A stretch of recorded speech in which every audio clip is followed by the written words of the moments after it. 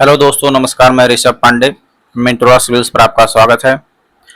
72 BPSC के जो current affair series थी, हमने इंटरनेशनल कंप्लीट कर लिया था। आज हम नेशनल करंट अफेयर्स की सीरीज स्टार्ट कर रहे हैं, जिसमें हम राज्य व्यवस्था अर्थात पॉलिटी के जो करंट अफेयर हैं और उनके जो स्टैटिक वहाँ से प्रश्न पूछे जा सकते हैं, दोनों को कवर करेंगे। ठीक है। और यह बहुत हाईली इम्पैक्ट टॉपिक है, तो प्लीज़ इसे बहुत ध्यान से पढ़िएगा। ठीक है। और हाईली ये इस कंटेंट से भी जो आपको 5 जुलाई को ऑडिटर का एग्जाम हुआ था, वहाँ से 2-3 क्वेश्चन इसी सेक्शन से हैं। ठीक है। तो आगे बढ़ते हैं। ठीक है, देखते हैं आज के डिस्कशन में। तो पहला टॉपिक जो हमारा है वो है एसआईआर। तो आपको पता ही होगा कि एसआईआर को लेके काफ़ी विवाद हुआ था, उसकी प्रक्रिया को लेकर। तो हमें ये सब नहीं समझना, हमें पहले समझना क्या है कि एसआईआर का फुल फॉर्म क्या होता है। तो हमें स्पेशल इंटेंसिव रिवीजन अर्थात विशेष गहन पुनरीक्षण, ये याद करना है। वन लाइनर फैक्ट, अभी रिसेंट एग्जाम में पूछा हुआ है। This is the PYQ, direct पूछ लिया था कि एसआईआर का फुल फॉर्म क्या है, तो आपको याद रखना है special intensive revision. And second thing, हमें फिर क्या याद रखना है कि ये जो संविधान का अनुच्छेद 324 है, जो बोलता है फ्री एंड फेयर इलेक्शन की बात करता है, उसके तहत, और जो आरपीए है ना, जन प्रतिनिधित्व अधिनियम 1950 की धारा 21(3) के तहत शक्तियां प्राप्त करता है। जैसे हुआ क्या था कि जब सुप्रीम कोर्ट में इसे चैलेंज किया गया विपक्षी के दलों द्वारा, तो चुनाव आयोग ने बोला कि हमें शक्ति मिली हुई है संविधान से और आरपीए से, इसलिए हम ये कर रहे हैं। ठीक। और ये लागू कब किया गया था? 21 नवंबर 2025 को। और इसको पता ही था कि इसका मामला ये था कि नागरिक जो मतदाता सूची है ना, उसमें अवैध नामों को हटाया जाए और जो वैध नाम है उनको इंक्लूड किया जाए। तो ये इसका उद्देश्य था। हमें याद रखना है, फिर से बता दूं, एसआईआर का फुल फॉर्म फर्स्ट चीज, दूसरी आर्टिकल 324 और आरपीए 1950, न कि 1951। 1951 चुनाव के बाद की जो घटनाएं हैं या चुनाव के दौरान जो घटित होती चीजें उनके लिए है, और आरपीए जो 1950 है वो चुनाव से पहले की जो प्रक्रियाओं को कवर करता है। तो जो मतदाता सूची का निर्माण है वो 1950 आरपीए के तहत होता है, इसलिए ये उसी के तहत बनेगा। ठीक है। और हमें ये याद रखना है कि 21 नवंबर 2025 से ये शुरू हुआ था, इतना याद रखना हमें। ठीक है, आगे बढ़ते हैं। तो अगला जो हमारा है वेतन संहिता, ये भी पीवाईक्यू है। This is the PYQ. पूछ लिया था कि वेतन संहिता लागू कब हुई थी। इजली वन लाइन है, तो हमें याद रखना है कि ये 2019 में लागू किया गया था। ठीक है। इसमें 4 जो कानून थे, बैकग्राउंड ये बता दूं, तो भारत में जो लेबर लॉज है ना, बहुत पुराने थे और जो कि ईज ऑफ डूइंग बिजनेस को नुकसान पहुंचा रहे थे। सॉरी। तो लेबर लॉज को सुधार के हम अपना ईज ऑफ डूइंग बिजनेस बढ़ाना चाह रहे हैं। ठीक है। इसके लिए हमने जो वेतन संहिता 2019 बनाई थी, उसमें हमने 4 कानूनों को मर्ज कर दिया। वेतन भुगतान अधिनियम 1936, न्यूनतम वेतन अधिनियम 1948, बोनस भुगतान अधिनियम 1965, समान पारिश्रमिक अधिनियम 1975 इनको लागू करके हमने एक संहिता बना दी, ताकि ईज ऑफ डूइंग बिजनेस को बढ़ावा दिया जा सके। ठीक है। और आज का गिग इकोनॉमी का प्रचलन है, तो गिग इकोनॉमी कैसे बूस्ट होगी जब तक श्रम सुधार नहीं लागू होगा। ठीक है। इसका उद्देश्य क्या था, तो हम देख लेते हैं कि ये जो मजदूर हैं उनके हितों की रक्षा करता है, उनके जीवन स्तर में सुधार करता है, गरीबी में कमी करता है, औपचारिक रोजगार को बढ़ावा देता है, और हमारा डीपीएसपी भी तो ऐसा ही कहता है। ठीक है। और ये समान कार्य के लिए बात करता है, मतलब पुरुष, महिला और ट्रांसजेंडर तीनों के लिए समान कार्य की बात करता है। ठीक। और यह न्यूनतम वेतन का भी प्रावधान किया गया है इसमें। ठीक है। तो समान कार्य का प्रावधान, समान कार्य के लिए समान वेतन, महिला, पुरुष और थर्ड जेंडर, और न्यूनतम वेतन का भी प्रावधान किया गया। ठीक। अब दूसरा जो रिफॉर्म था इंडस्ट्रियल, वो औद्योगिक संबंध संहिता था। ठीक है। इसके तहत जो इंडस्ट्रियल हमारे कानून थे उनको एकीकृत किया गया। इसमें क्या था, श्रम कानूनों को सरल बनाने के लिए लाया गया था। इसमें ट्रेड यूनियन, मजदूरों को छांटना, इंडस्ट्रियल डिस्प्यूट, उन सबसे जो रिलेटेड विवाद थे उनको एकीकृत करना था। और इसमें हड़ताल, अगर आपको हड़ताल करना है तो 14 दिन का नोटिस का प्रावधान किया गया। ठीक। और अचानक हड़ताल और तालाबंदी को रोकता है। जैसे अभी नोएडा में याद है कुछ दिन पहले विवाद हुआ था और काफ़ी हिंसा तोड़फोड़ की गई थी। तो इस तरह की घटनाओं से बचने के लिए यह कोडिफिकेशन का काम करता है। ठीक है। और ये सुलह और बातचीत का भी प्रावधान करता है। और 300 से अधिक रोजगार देने वाला अगर कोई इंडस्ट्रियल इंस्टीट्यूट संस्थान है, तो ये बिना सरकार की पूर्ण अनुमति के बंद नहीं कर सकते। ठीक, ये याद रखना हमें। आगे बढ़ते हैं हम। सामाजिक सुरक्षा संहिता, ये लेबर लॉ जो सुधार थे उसमें तीसरा सुधार था। इसका नाम था कि भारत सामाजिक सुरक्षा संहिता 2020। इसमें इसका जो मुख्य उद्देश्य है वो कार्यबल के सभी वर्गों के लिए व्यापक समावेशी सामाजिक सुरक्षा सुनिश्चित करना इसका उद्देश्य है। ठीक, इसमें जैसे कि साप्ताहिक अवकाश, वर्क फ्रॉम होम, क्रेच, इस सब का प्रावधान किया गया। क्रेच का मतलब ये होता है कि जो माएँ काम करती हैं कंपनियों में, उनके बच्चों की रक्षा करने के लिए क्रेच वेच का प्रावधान किया जाता है। ठीक है, अब हम बात करते हैं आगे।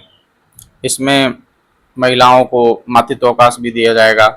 ठीक, और स्थायी प्लेटफॉर्म कर्मचारियों को मान्यता, जैसे ये गिग वर्कर्स होते हैं, इनको भी मान्यता मिला है। ठीक है, और ईपीएफ कवरेज, ये बहुत इंपॉर्टेंट है, वेरी इंपॉर्टेंट।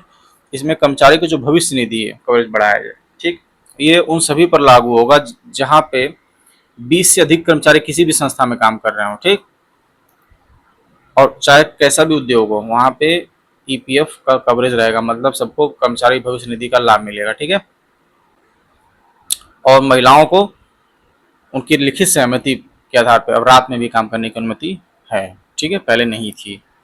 और जो अब हम बात करते हैं नेक्स्ट अपने टॉपिक पे, very very important, CDS, chief of defence staff. तो आपको बता दूं, यूपीएससी 2024 प्री और रिसेंट जितने एग्जाम हुए हैं, और कल 5 जुलाई का जो ऑडिटर का एग्जाम है वहाँ भी पूछा है। तो हमें याद रखना है कि सीडीएस बहुत इंपॉर्टेंट है जब से ये बना है। ठीक, तो हम इसके बारे में आपको बता दें कि सीडीएस जो भारतीय सशस्त्र बल है ना, मतलब तीनों जो आर्मी है हमारी, इंडियन नेवी, एयरफोर्स, भारतीय सशस्त्र बलों का सर्वोच्च सैन्य पद है ये। ठीक है, घोषणा इसकी 15 अगस्त 2019 को की गई थी और ये अस्तित्व में 2020 में आया था। ठीक, और अब तक 3 लोग बने हैं, जनरल बिपिन रावत जी जिनकी हेलीकॉप्टर दुर्घटना में मौत हो गई थी, जनरल अरविंद चौहान जी, और जनरल एनएस राजा सुब्रमणी जो अभी वर्तमान में हैं। तो सीडीएस भारतीय सशस्त्र बलों का सर्वोच्च सैन्य पद है, याद रखना है। 2019 में इसकी घोषणा, 20 में अस्तित्व में आया। पहले जनरल बिपिन रावत है, वर्तमान में एनएस राजा सुब्रमणी इसके सीडीएस है वर्तमान में हमारे। ठीक है, आगे बढ़ते हैं। अब सबसे इंपॉर्टेंट पहलू आता है कि इसका उद्देश्य क्या है, क्वेश्चन यहाँ से पूछा जा रहा है। तो इसमें तीनों सेनाओं के बीच समन्वय, ठीक, संसाधनों का इष्टतम उपयोग और रक्षा नीतियों को एकरूपता लाना है। आपको मैं ये बता दूं कि सीडीएस क्या नहीं है, जो क्वेश्चन पूछता है। तो पहले ध्यान से सुनिएगा, सीडीएस तीनों सेनाओं का चीफ नहीं है अपने आप में। वो तीनों सेनाओं पे अपने पावर का यूज नहीं करता, उसके कहने पे ऑर्डर्स वो ऑर्डर दे दे और सेना युद्ध के लिए तैयार हो जाएंगे, ऐसा कुछ नहीं है। ठीक, और वो तीनों जो सेना प्रमुख हैं उनका सीनियर है, ऐसा भी कुछ नहीं है। वो एक समन्वय के लिए बनाई गई संस्था है। ठीक है, ताकि तीनों सेनाओं में कोऑर्डिनेशन हो। जब हमारा थिएटर कमांड बन जाएगा तो उसका वो हेड हो जाएगा। तो वो तीनों सेनाओं में कोऑर्डिनेशन हो, संसाधनों का इष्टतम उपयोग हो, जैसे ज्वाइंट जो मिलिट्री ऑपरेशंस होते हैं उनको कैसे किया जाए, और जो हमारी डिफेंस पॉलिसीज है उसमें कैसे एकरूपता लाई जाए, इसलिए सीडीएस बनाया गया है। तो याद रखना है कि सीडीएस समन्वय के लिए बनाया गया है, ऐसा नहीं है कि ये तीनों सेनाओं के प्रमुखों का सीनियर है या तीनों सेनाओं पे कमांड का यूज करता है। ये तीनों सेनाओं पे अपने कमांड का यूज नहीं करता है, कमांडिंग पावर नहीं है इसके पास, और यही पूछता है। ठीक है, याद रखना है। आगे चलते हैं, और आगे जो जानकारियां हैं वो पीडीएफ आप लोगों को प्रोवाइड करा दी जाएगी, तो आप उसे पढ़ लीजिएगा। ठीक है, आगे बढ़ते हैं। अब हम अपने इंपॉर्टेंट टॉपिक 106 संविधान संशोधन की बात करते हैं, जिसे हम नारी शक्ति वंदन अधिनियम भी कहते हैं। ठीक है, याद ही होगा आप लोगों को।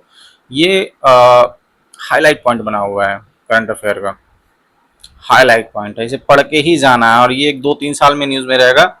क्यों? क्योंकि महिलाओं से संबंधित है ये, पहली बात। और ये महिलाओं से, चाहे यूपीएससी चाहे बीपीएससी चाहे यूपीपीएससी, बहुत ही वो लोग क्वेश्चन यहाँ से पूछते हैं। तो हमें याद रखना है कि जैसा कि आप जानते हैं कि वर्तमान जो हमारी संसद है उसमें लोकसभा में कितनी महिलाएं हैं सांसद, पता है आपको? 13.6% एलएस में महिलाओं का प्रतिनिधित्व है लोकसभा में, और 14% प्रतिनिधित्व कहाँ है? आरएस में। तो और उनकी आबादी कितनी है? लगभग 50% महिलाओं की इस देश में। तो महिलाओं का प्रतिनिधित्व बढ़ाने के लिए 106वां संविधान संशोधन लाया गया था, ठीक है, और ये 2023 में जो है पारित हुआ था, ठीक है, ये 2023 में पारित हुआ। और इसके तहत जो है ना, लोकसभा, राज्य विधानसभाओं और दिल्ली विधानसभा में महिलाओं के लिए 33% सीटें आरक्षित की गई, ठीक है। और याद रखना है, राज्यसभा में आरक्षण नहीं है 33%। लोग जो जहाँ जिनका चुनाव होता है ना डायरेक्ट जनता से, वहां पे है। तो राज्यसभा में 33% आरक्षण नहीं है, लोकसभा में है, राज्य विधानसभा में है और दिल्ली विधानसभा में महिलाओं के लिए 33% सीटें आरक्षित हो गई। और यह लागू कब होगा? बोला गया था कि जब नई जनगणना आ जाएगी और उसके बेस पे जब परिसीमन हो जाएगा तब यह लागू होगा, ठीक है। हमें इतना ही पढ़ना है, इससे ज़्यादा इसमें हमें नहीं जानना है। अब आगे चलते हैं। हाँ, एक चीज़, सॉरी, ये जो है कि ये हमेशा के लिए नहीं लागू है। इसमें बोला गया है कि अगले 15 वर्षों की अवधि तक ये प्रभावित रहेगा, ठीक। और संसद चाहेगी तो इसे बढ़ावा दे देगी। ये बहुत इंपॉर्टेंट पॉइंट है, इसे याद रखिएगा। ये 15 वर्षों का प्रावधान करता है, ठीक। अब आगे बात करते हैं अपने हम नए टॉपिक की। तो जानते हैं कि मनरेगा को रिप्लेस करके हाल ही में विकसित भारत गारंटी फॉर रोजगार आजीविका मिशन ग्रामीण, ये बहुत इंपॉर्टेंट है, याद रखिएगा। ये क्वेश्चन आ रहा है इस बार बिहार में, ठीक है, हमें याद रखना है। फुल फॉर्म ही डायरेक्ट पूछ लेगा आपसे। तो विकसित भारत गारंटी फॉर रोजगार और आजीविका मिशन ग्रामीण, ठीक, वीबी जी रामजी एक्ट 2025, ये याद रखना है हमें, ठीक है। ये लाया गया था। और एक मिनट, और इसमें जो मुख्य मुख्य प्रावधान आपको बता दूं, पहले 100 दिन की गारंटी मिलती थी, उसे बढ़ा के 125 दिन कर दिया गया है, ठीक। और इसमें 4 रणनीतिक क्षेत्र डिसाइड किए गए हैं, ठीक है, जो कि टिकाऊ और मजबूत भौतिक संपत्ति बनाने से को जोड़ा गया। पहले क्या होता था कि इस मनरेगा के धन को कहीं भी यूज कर लिया जाता था, मिस यूज कर लिया जाता था, तो उसको कोडिफाई कर दिया गया 4 प्राथमिक क्षेत्रों के लिए, ठीक। इसमें एक चीज जानना है कि मनरेगा की शुरुआत 2005 में हुई थी। वन लाइनर फैक्ट है, बस इसे आप याद रखिएगा, ठीक है। आगे चलते इसमें लाया क्या क्या गया है, नया नया ऐड क्या हुआ, ये याद रखना है हमको। तो हम बात करें अगर एडिशन की, तो प्रत्येक ग्रामीण परिवार के लिए 125 दिन का सवेतन रोजगार है। जल संरक्षण, ग्रामीण बुनियादी ढांचा, आजीविका और जलवायु के प्रति लचीलेपन पर ध्यान दिया गया है। यही 4 सेक्टर हैं जो मैंने ऊपर बढ़ाया था आपको। क्या क्या? जल संरक्षण, ग्रामीण बुनियादी ढांचा मतलब रोड, अस्पताल, रैन बसेरा, ठीक। आजीविका और जलवायु के प्रति लचीलापन मतलब स्मार्ट एग्रीकल्चर, जल सिंचाई की नई उन पद्धतियाँ विकसित करने में, इस सब पे 4 सेक्टर में इन्वेस्ट किया जाएगा। और अब इसमें पहले क्या होता था कि केंद्र सरकार की बहुत बड़ी हिस्सेदारी हुआ करती थी, इसमें शायद सेंट्रल सेक्टर थी स्कीम। अब क्या है उसे देख लीजिएगा आप एक बार। अब क्या है, ये 60-40 के रेशियो में लागू है, मतलब जो मैदानी राज्य हैं वहाँ 60% पैसा सेंट्रल गवर्नमेंट देगी, 40 पैसा जो है, या 40% जो है वो स्टेट गवर्नमेंट देंगे। और पहाड़ी क्षेत्रों में ये 90:10 का रेशियो, मतलब 90% पैसा सेंट्रल गवर्नमेंट, 10 देगी राज्य सरकार को। बस इतना ही समझना है। तो मैं एक बार फिर से आपको अगर रिवाइज करा दूं, तो याद रखना है कि यहाँ पे 100 से बढ़ाकर 125 दिन कर दिया गया है, 4 प्राथमिकताएं डिसाइड हैं और 60-40 का रेशियो है, ठीक है। बस इतना याद रखना है, मेन चीज़। और सबसे मेन चीज़ इसमें यह है कि इसका फुल फॉर्म याद होना चाहिए आपको, ठीक है, ये रिपीट कर सकता है। आगे हम बढ़ते हैं। अब अगला हमारा जो टॉपिक है वो जीरो FIR। आपको पता होगा कि जब कोई विवाद होता है या किसी की हत्या, कोई एक्सीडेंट हो जाता है, तो अक्सर पुलिस कहती है कि ये मेरे थाना क्षेत्र में नहीं आता है। इस पर कई बार आपने मूवीज़ में से देखा होगा। तो इसी समस्याओं को टैकल करने के लिए, और खास करके जो महिलाओं और बच्चों के खिलाफ अपराध हैं, हत्या है, गंभीर दुर्घटना है, इस सब मामलों में जो देरी होती है ना, और जिससे जस्टिस डिलेड हो जाती है, उसको रोकने के लिए जीरो FIR की अवधारणा लाई गई, ठीक है, BNS में। इसमें अब जीरो FIR है क्या? घटना कहीं भी हो, ठीक, किसी भी क्षेत्र में हो, वो आदमी कहीं का भी हो, पहले आप जीरो एफआईआर दर्ज करेंगे, मतलब एक ऐसा एफआईआर है जिसे अपराध कहाँ हुआ उससे मतलब नहीं है, किसी भी पुलिस स्टेशन में आप इसको जाके एफआईआर दर्ज करा सकते हैं। और इसको जीरो एफआईआर इसलिए कहा जाता है कि इसका नंबर नहीं रहता है, जैसे एफआईआर में नंबरिंग होती है 1 2 3 4, ताकि वो फिर वो गृह मंत्रालय को रिपोर्ट की जाती है थानों के द्वारा, लेकिन इसमें जीरो नंबर दिया जाएगा। ठीक है, इसमें क्या होगा कि पहली बार पहली बार जब केस दर्ज हो जाएगा तो पुलिस स्टेशन में शिकायत दर्ज होने के बाद प्राथमिक जांच जैसे मेडिकल जांच, बयान दर्ज, ये सब वहीं पे जीरो एफआईआर के साथ दर्ज कर लिया जाएगा। उसके बाद क्या है कि जो संबंधित थाना होगा ना वहाँ पे इसको दे दिया जाता है। ठीक है, और 2013 में जो निर्भया कांड हुआ था उसमें न्यायमूर्ति वर्मा समिति की सिफारिश पर इसे लागू किया गया है, ये याद रखना है। ठीक, और इसमें पुलिस, यदि कोई पुलिस अधिकारी जीरो एफआईआर दर्ज करने से मना करता है तो उसके खिलाफ कानूनी और विभागीय कार्रवाई हो सकती है। ठीक है, यह याद रखना है। और मैं आपको बता दूं ये यूपीएससी 2025 का क्वेश्चन है। ठीक है, यूपीएससी 2025 सॉरी 2026 में प्री में पूछा हुआ है, इसे प्लीज़ ध्यान दे के जाइएगा। और एक बार अपने से भी आप गूगल कर सकते हैं पीआईबी पे जाके। ठीक है, एक बार आप प्लीज़ कर लीजिएगा इसे। आगे चलते हैं। 16th फाइनेंस कमीशन, आपको पता होगा कि जैसे भारत एक फेडरल स्टेट है, तो फाइनेंस कमीशन जो है भारत का जो फिजिकल फेडरलिज्म है ना, वित्तीय संघवाद जिसको फिजिकल फेडरलिज्म, उसका आधारभूत स्तंभ है। ठीक है, और संविधान के अनुच्छेद 280 में वित्त आयोग का प्रावधान किया गया है, और 281 के तहत इसकी जो रिपोर्ट है वो संसद के पटल पर रखी जाती है। एक बार ऐसे ही क्वेश्चन पूछ लिया था कि वित्त आयोग अपनी रिपोर्ट देता किसे, तो राष्ट्रपति को नहीं सौंपता है, वो गठन उसका राष्ट्रपति ही करते हैं, लेकिन रिपोर्ट उसकी संसद के पटल पर रखी जाती है। ठीक है, अब याद रखना है। अब बात करते हैं हमें इसमें क्या क्या याद रखना है। तो इसमें पहला क्वेश्चन संविधान के अनुच्छेद 280 के तहत इसका गठन। दूसरी चीज हमें याद रखनी है 16th फाइनेंस कमीशन के अध्यक्ष कौन है, तो doctor Arvind Panagariya, very very important. ठीक, थर्ड इंपॉर्टेंट करना है इसका गठन 31 दिसंबर 2023 को किया गया था। ठीक, चौथा इंपॉर्टेंट याद करना है कि इसको जो रिपोर्टें कब तक लागू रहेंगी, तो इसकी रिपोर्ट्स जो हैं 2026-27 से 2030-31 के लिए हैं। ठीक, और उसके बाद जो नेक्स्ट हमें इंपॉर्टेंट याद रखना है कि 41% पैसा राज्यों को दिया जाए। कहने का मतलब है कि अगर 100 रुपया सेंट्रल गवर्नमेंट को प्राप्त हुआ सारे अपने रिसोर्सेज से, उसमें से 41 रुपया वो राज्यों को देगी। ठीक, इतना याद रखना है। तो डिवीजन कितना राज्यों को जाएगा, 41%। अब हम बात करते हैं, इतना आपने देख लिया, इसे एक बार फिर से मैं रिवाइज करा देता हूँ।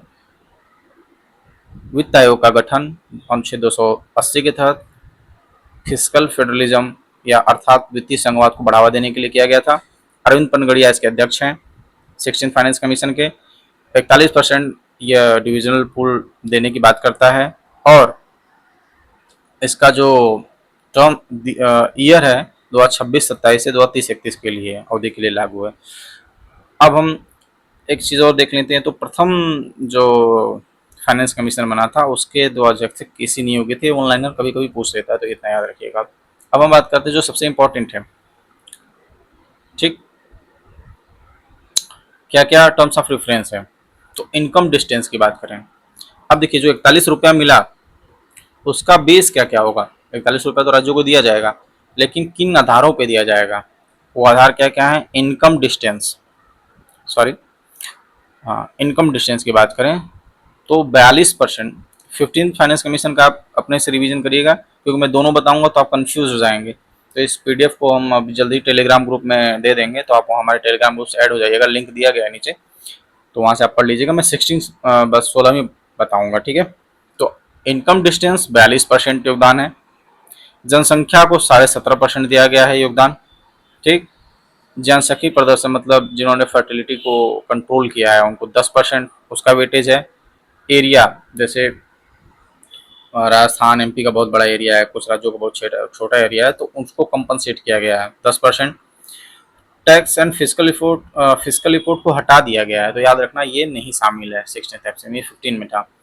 और जीडीपी में योगदान मतलब जैसे कि जीडीपी, इंडिया की जीडीपी में किसी राज्य का योगदान कितना है, उसके बेस पे 10% दिया गया है शेयर, ठीक है। और जंगल मतलब फॉरेस्ट एरिया कितना, उसको 10% कवरेज दिया गया है। तो फिर से बता दूं कि इनकम डिस्टेंस मतलब राज्यों की गरीबी, प्रति व्यक्ति आय, सबको देखते हुए 42% है, 42.5%। पॉपुलेशन 17.5% वेटेज है। 10% जनसंख्यिक प्रदर्शन मतलब डेमोग्राफिक परफॉर्मेंस है। एरिया 10%। जीडीपी में योगदान 10%। और जंगल जो मतलब फॉरेस्ट एरिया उसका 10% योगदान है, ठीक है। अब याद करते हैं, आगे बढ़ते हैं नेक्स्ट टॉपिक पे। Next topic is Keralam. तो आपको पता है कि हाल ही में केरल का जो नाम है केरलम हो गया है। तो आपको बेसिक दो तीन चीजें जाननी है यहाँ पे। आर्टिकल 2 और 3। तो दो क्या बात करता है?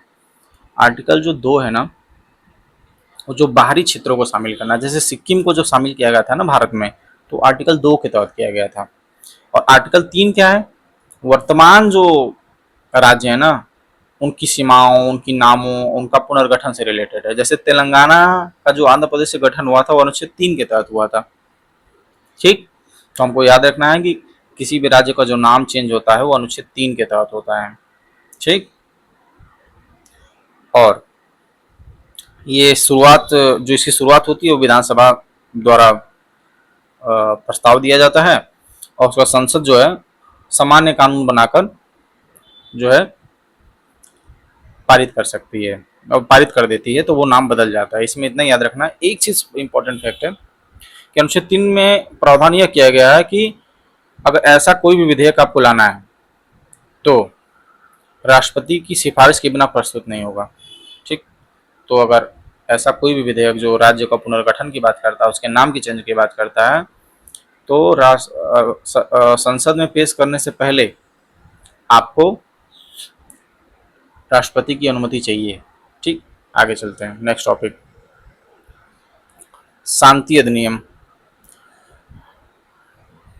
शांति अधिनियम की बात अगर करते हैं तो आपको पता ही होगा कि भारत में जो परमाणु ऊर्जा है ना, वर्तमान में उसका जो योगदान है हमारे टोटल एनर्जी में 3.1% है, ठीक। सॉरी, एक मिनट रुकिएगा, थोड़ा पानी पी लेते हैं हम।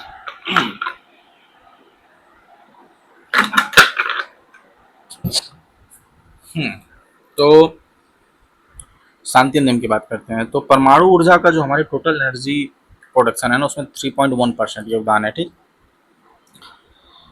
और क्योंकि परमाणु ऊर्जा है जो जीवाश्म ईंधन है, उससे अपेक्षाकृत क्लीन एनर्जी मानी जाती है।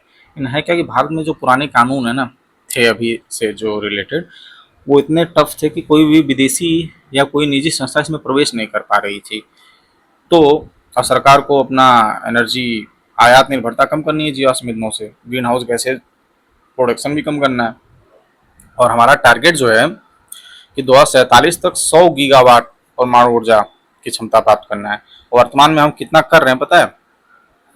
8.18 गीगावाट। हमको ले कहाँ जाना है? 100 गीगावाट तक, 2047 तक। तो उसमें हमें क्या है कि प्राइवेट एजेंसीज को लाना पड़ेगा, इसलिए शांति अधिनियम पारित किया गया था। This is the PYQ. और ये अभी रिसेंट एग्जाम में पूछा कि शांति, जस्ट स्मॉल लाइनर पूछ लिया शायद अभी ऑडिटर वाले में ही, कि शांति अधिनियम का संबंध किससे है? तो ये परमाणु ऊर्जा से संबंधित है। अब इसका फुल फॉर्म देख लेते हैं। Sustainable harnessing advancement of nuclear energy for transforming India, Bharat के लिए रूपांतरण हेतु परमाणु ऊर्जा का सतत दोहन और एवं विकास। इसे आप पीडीएफ में पढ़ लीजिएगा दोबारा।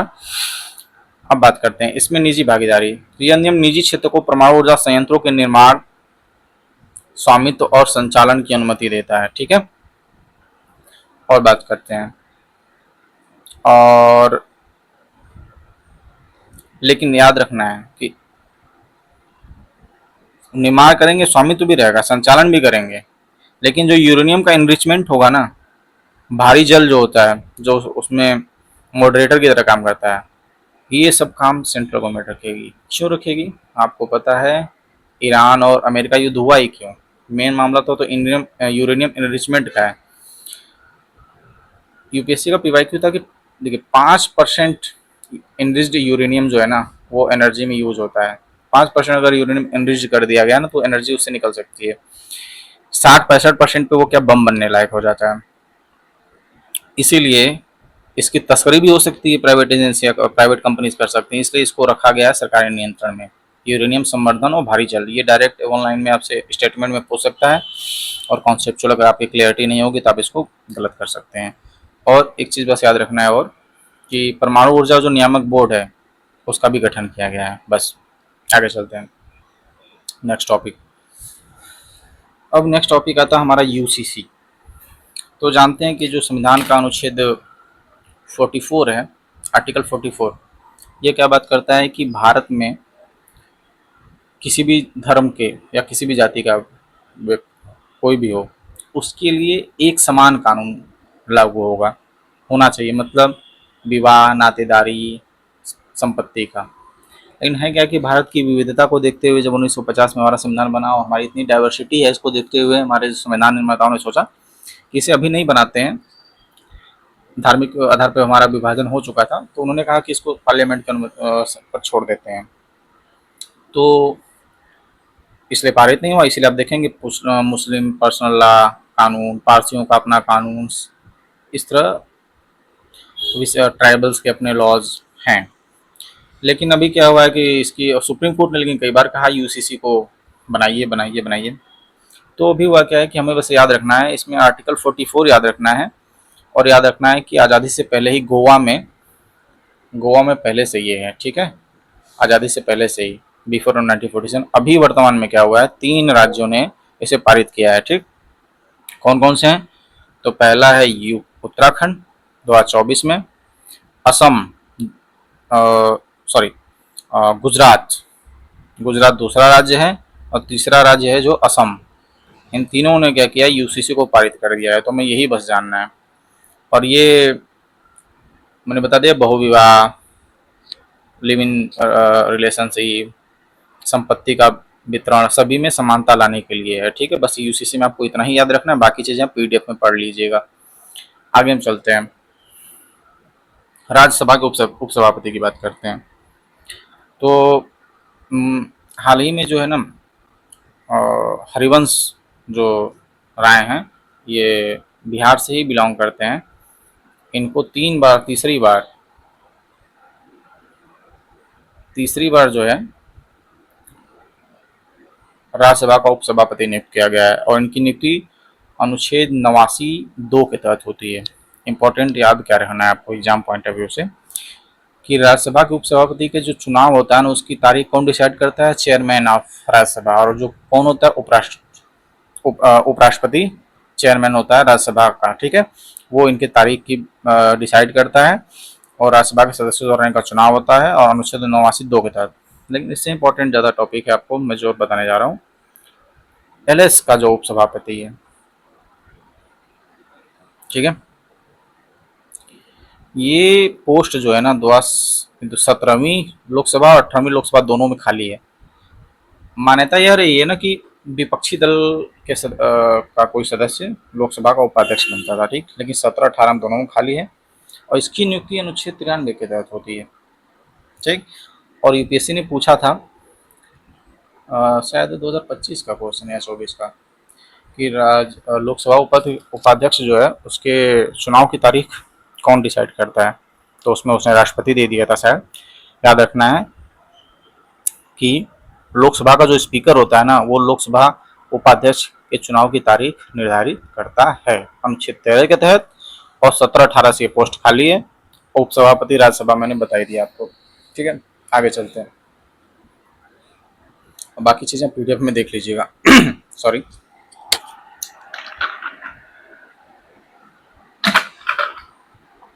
अब हम बात करते हैं अपने सबसे इम्पोर्टेंट टॉपिक और दूसरे पे, संविधान का जो 131वां संविधान संशोधन है। आपको पता ही है कि हाल ही में जो मैंने आपको कुछ देर पहले 106वां संविधान संशोधन जो बताया था, उसको इमीडिएट लागू करने के लिए, और 2029 का जो लोकसभा चुनाव है उससे पहले लागू करने के लिए 131वां संविधान संशोधन लाया गया था। 16 अप्रैल 2026 को पेश किया गया था। इसका मुख्य उद्देश्य क्या था? लोकसभा की सीटों की संख्या 850 करना था, और 2029 के आम चुनावों से महिलाओं के लिए 33% आरक्षण को लागू करना था। जैसा कि मैंने आपको बताया कि 156वां संविधान संशोधन क्या था, बोला गया था कि जब नवीनतम जनगणना होगी और परिसीमन हो जाएगा तब ये लागू होगा। ठीक, लेकिन अभी तो जनगणना 27 में कंप्लीट होगी, रिपोर्ट आएगा 28 में, फिर उसके बाद परिसीमन होगा तो 29 क्रॉस कर जाएगा।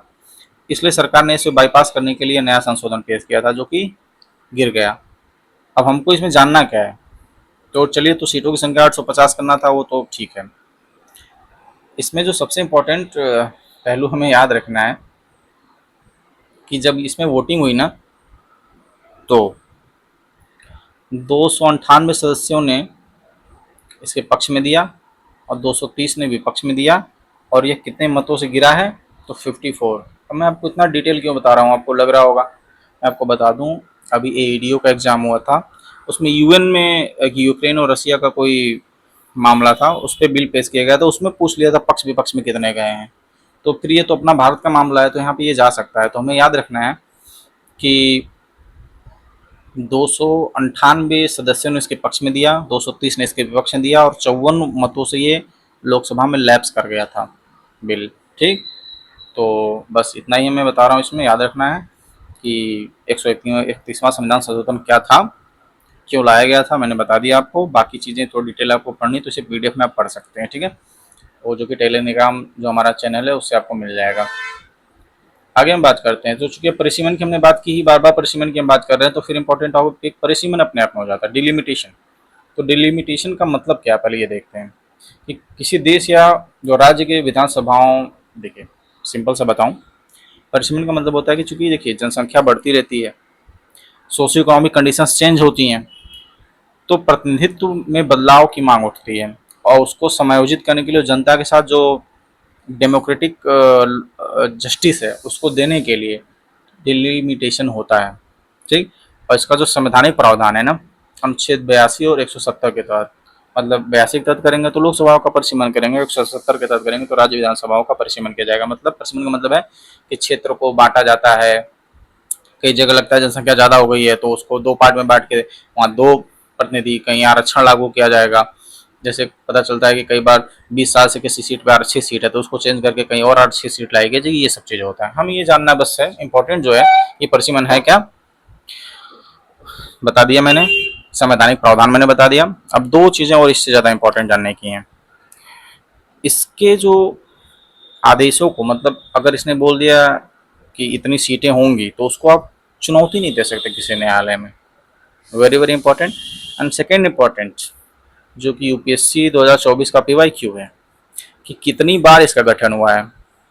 ठीक, तो याद रखिएगा, वेरी वेरी इंपॉर्टेंट है। फिर मैं आपसे बोल रहा हूँ, इसका गठन अब तक 4 बार हुआ है भारत में, 1952, 1963, 1973, 2002, फिर से 1952, 1963, 1973 और 2002 में इसका 4 बार, टोटल 4 टाइम्स, ठीक है, इसका गठन हो चुका है। ठीक है, आगे बढ़ते हैं हम। 130वां संविधान संशोधन, ठीक है, तो अब बात करते हैं 131 संविधान संशोधन की, 130 की, 131 की तो बात की, 130वां क्या है कि जानते हैं हाल ही में क्या हुआ था, हाल ही में क्या मतलब 1 साल से विवाद चल रहा था कि अरविंद केजरीवाल जी को जेल हुई थी और उन्होंने सीएम पद से इस्तीफा नहीं दिया था, तो ये बड़ा मामला हो गया था।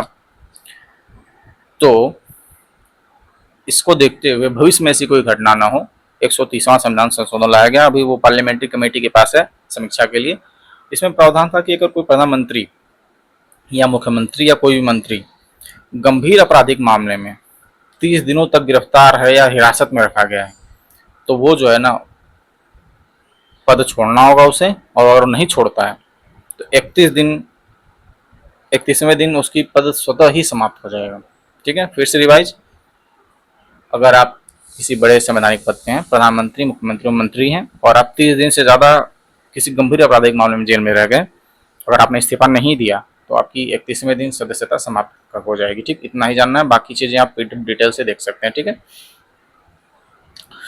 अब बात करते हैं, हाँ, संसद में जो भाषा है, अब क्या हुआ हाल ही में जो कश्मीरी, कोंकणी और संथाली भाषा है ना, इसमें अनुवाद की जो सुविधा उपलब्ध हो गई है। ठीक, तो अब क्या है कि वर्तमान में भारत में जो संसद में टोटल 22 जो भाषाएं हैं ना, अनुसूची कौन सी है, 8, 8वीं अनुसूची में 22 भाषाएं हैं, उसमें अंग्रेजी नहीं है, याद रखना है। English is not a part of अनुसूची 8 शेड्यूल का पार्ट नहीं है अंग्रेजी, ठीक। अन्य जो 22 भाषाएं हैं उनमें अब संविधान में कार्रवाई हो सकती है, ठीक है, रियल टाइम अनुवाद की सुविधा है। आगे चल, जो माइक लगा के बैठते हैं लोग ना, आपको लगता है कि वो माइक सुन नहीं रहे, तो वो ट्रांसलेटर है, ठीक। आगे चलते हैं। AI, India AI governance guidelines, हमें इसमें डिटेल में बहुत नहीं जा रहे हैं, मैं बस आपको बता दूं, ऑनलाइनर पूछ लिया था अभी किसी एग्जाम में, मैंने इसलिए डाल दिया था, आप इसको डिटेल पीडीएफ में पढ़िएगा। भारत के इलेक्ट्रॉनिक्स सॉरी भारत की इलेक्ट्रॉनिक्स और सूचना प्रौद्योगिकी जो मिनिस्ट्री है ना, उसने इंडिया एआई गवर्नेंस गाइडलाइन लाई थी, और इसका मुख्य उद्देश्य था इंडिया एआई मिशन के तहत सुरक्षित, उत्तरदायी और समावेशी एआई को बढ़ावा देना, ठीक है। और इसमें 7 सिद्धांत हैं, उसको आप पीडीएफ में पढ़ लीजिएगा, मिल जाएगा। अब हम नेवा की बात करते हैं, वेरी वेरी इंपॉर्टेंट। नेवा बीपीएससी अपने पीवाईक्यू में पूछ चुका है, ठीक। बीपीएससी का पीवाईक्यू है। नेवा है क्या, मैं आपको शॉर्टकट में बताऊं तो सरकार लगातार डिजिटल गवर्नेंस की तरफ बढ़ रही है, पेपरलेस गवर्नेंस की तरफ बढ़ रही है। तो जो हमारी विधानसभा है और लोकसभा है ना, सब जगह जो उसकी कार्रवाई है उसको पेपरलेस बनाने का ये एक नेवा कार्यक्रम है, इतना जानना है। और ये संसदीय जो कार्य मंत्रालय है ना, उसका मिशन मोड प्रोजेक्ट है। किस लिए पेपरलेस, कार्रवाई को पेपरलेस बनाना, लोकसभा, राज्यसभा और राज्य विधानसभाओं का, ठीक। अब बात करते हैं इसमें इंपॉर्टेंट फैक्ट जो है कि नागालैंड जो है ना 2022 में नेवा को लागू करने, सफलतापूर्वक लागू करने वाला पहला भारत का राज्य था, ठीक। ये एक ऑनलाइन फैक्ट है, और बाकी बेसिक से चीज़ें इस पीडीएफ में है, आप देख लीजिएगा। 72 बीपीएससी का बहुत हाईलाइटेड क्वेश्चन जो मुझे लग रहा है आने वाला है, वो ये है कि हरीश राणा बनाम भारत संघ। अभी आपको पता है कि जो हरीश राणा थे, ये 13 साल से कोमा में चल रहे थे, ठीक है। तो इनके जो परिजन हैं उन्होंने एक केस फाइल किया, ठीक। कॉमन काज जो कॉमन काज एक मामला था, पहले उसमें था, लेकिन बाद में अभी जो रिसेंट हुआ था कि हरीश राणा बनाम भारत संघ मामले में, तो पैसिव यूथनेसिया, मतलब भारत में एक्टिव यूथनेसिया की अनुमति नहीं है, डायरेक्ट वो डाल सकता है एक्टिव यूथनेसिया। तो एक्टिव यूथनेसिया मतलब किसी को आप जहर दे के नहीं मार सकते इंडिया में ऐसे किसी केस में। पैसिव यूथनेसिया मतलब उसका सपोर्ट सिस्टम हटा लेंगे, वेंटिलेटर, दवाइयाँ कम कर देंगे, तो धीरे धीरे उसकी डेथ हो जाएगी। तो हमें बस जानना है, और अनुच्छेद 21 के तहत इसको सुप्रीम कोर्ट ने बोला कि गरिमापूर्ण तरीके से जो मृत्यु का अधिकार है हर व्यक्ति को है, ठीक। इस स्थिति में हरीश राणा को अनुच्छेद 21 के तहत गरिमापूर्ण मृत्यु के अनुमति के अधिकार के तहत पैसिव यूथनेसिया का मामला था, ये सुप्रीम कोर्ट ने निर्णय दिया, और हरीश राणा बनाम भारत संघ मामले में। तो आपसे वन लाइनर फैक्ट पूछ सकता है कि हरीश राणा बनाम भारत संघ मामला क्या था, या निष्क्रिय इच्छा मृत्यु संबंधी जो सुप्रीम कोर्ट ने निर्देश दिया उससे जुड़े मामला कौन था। तो 4 ऑप्शन दे सकते हैं आपसे, तो आपको इतना ही जानना है, ठीक है। आईटी जो नियम है इसको मैं पढ़ाने नहीं जा रहा हूँ आपको, इसको आप पीडीएफ में पढ़िएगा। मैं अगला टॉपिक जो है वो इम्पोर्टेंट है, आपसे डिस्कस करने जा रहा हूँ, वंदे मातरम। आपको पता है कि 24 जनवरी 1950 को वंदे मातरम हमारा राष्ट्रगीत बना था। तो ये चर्चा में क्यों है? हाल ही में क्या हुआ है कि गृह मंत्रालय ने गाइडलाइन दी है कि किसी भी राजकीय या आधिकारिक या स्कूली कार्यक्रम में यदि राष्ट्रगान और वंदे मातरम दोनों का प्रयोग हो रहा है, तो पहले वंदे मातरम गाया जाएगा, उसके बाद जनगण मन जो हमारा राष्ट्रगान है वो गाया जाएगा। पहला इंपॉर्टेंट टॉपिक। दूसरा, अगर ये गाया गया तो इसके सारे 6 छंद गाए जाएंगे। तीसरा, इसका जो टाइम होगा 3 मिनट 10 सेकेंड होगा। बहुत वन लाइनर फैक्ट्स हैं, ये बहुत इंपॉर्टेंट फैक्ट्स हैं, याद रखिएगा आप। और ये तो हो गया करंट डेवलपमेंट कि पहले वंदे मातरम होगा, उसके बाद 6 छंद गाए जाएंगे, 3 मिनट 10 सेकेंड होगा, और स्टैटिक बता दिया 24 जनवरी 1950 को यह भारत का राष्ट्रगीत बना था। अब इसका हिस्ट्री अगर देखें तो फर्स्ट टाइम बंग दर्शन बंग दर्शन एक पत्रिका थी शायद, उसमें 1900 सॉरी 1875 में इसका पहली बार प्रदर्शन हुआ था बंग दर्शन में। किसने किया था? बंकिम चंद्र चटर्जी द्वारा। ठीक। और उसके बाद यह जो उनकी आनंद मठ उपन्यास है उसमें 1982 में शामिल हुआ। पहली बार बंग दर्शन में हुआ, दूसरी बार आनंद मठ में हुआ, याद रखिएगा, फर्स्ट टाइम बंग दर्शन में, उसके बाद ये आनंद मठ में होता है शामिल। थर्ड इंपॉर्टेंट टॉपिक की जो 1896 में जो कलकत्ता का अधिवेशन होता है ना कांग्रेस का, इसको फर्स्ट टाइम गाया किसने? रविंद्रनाथ टैगोर ने। तो गाया किसने?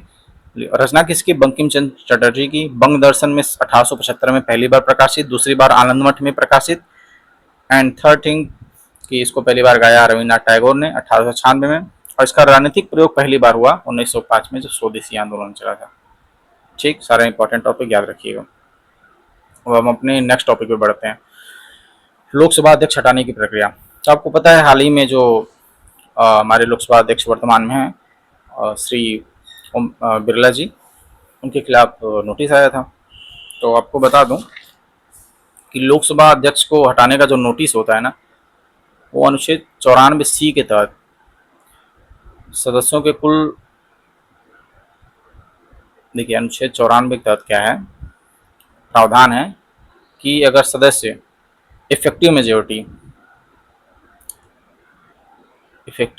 अर्थात 50+1, मतलब सॉरी जितने सदस्य हैं उसका 50+1, मतलब मौजूद सदस्यों का 50+1 अगर पारित कर देता है, यहाँ पे 2/3 नहीं चाहिए, साधारण बहुमत, इफेक्टिव मेजोरिटी, तो ये उनको आप हटा सकते हैं। लेकिन कुछ चीज़ें हैं, पहले तो आपको 14 दिन का नोटिस देना होगा।